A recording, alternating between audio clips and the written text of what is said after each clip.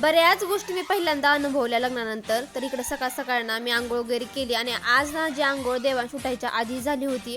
माझं बाळ शांत झोपलं होतं आणि आज त्याला पण उठायला उशीर झाला होता.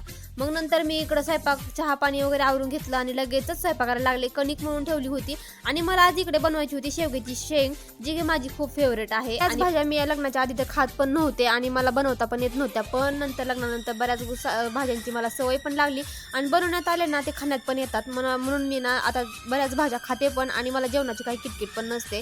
आणि नंतर लगेच चपात्या पण लाटून घेतल्या आणि मला ना एक भाकरी पण करायची होती आज, कारण चपात्या तर बनवून झाल्या होत्या. आई म्हटल्या मला माझ्यासाठी एक भाकरीच टाक, म्हणून त्याच्यासाठी एक भाकऱ्या टाकला होता, कारण थोडंसं पीठ जास्त झालं म्हणून भाकरी जरा मोठी झाली. नंतर मग हारामध्ये ना पापड्या वगैरे भाजल्या आणि चुलीवरचा स्वयंपाक, चुलीवर हारामध्ये वांगे भाजणं, नंतर ह्या पापड्या भाजणं, ह्या अशा बऱ्याच गोष्टी मी लग्नानंतर पहिल्यांदाच अनुभवल्या होत्या.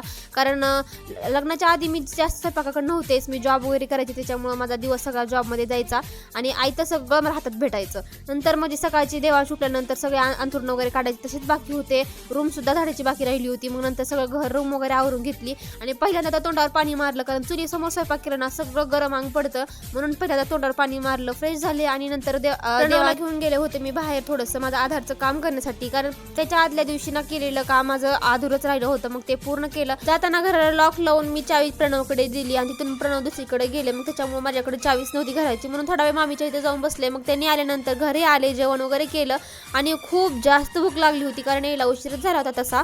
मग नंतर पटकीन पोट भरून जेवण झालं आणि बरेच भांडे पडले होते घासायला, मग ते भांडे पण घासून घेतले, कारण संध्याकाळना थोडेसे भांडे पडले की जरा कंटाळा येतो, कारण काम जास्त असतं आणि आता स्वयंपाकाला सुद्धा जरा लवकरच लागावं लागतं, कारण पावसापाण्याचं वातावरण होतं. काल तर दिवसभर ऊनही नव्हतं आणि सावलीही नव्हती, त्याच्यामुळे ना मला वाटत होतं पाऊस पडणारच आहे. इकडं ना तिघं जण माझ्या देवांचा अभ्यास घेत होते आणि मला ना हे छान वाटत होतं की माझं लेकरू अशा वातावरणामध्ये वाढतंय, म्हणून लगेचच मी इकडे 4 वाजता स्वयंपाकाला लागले.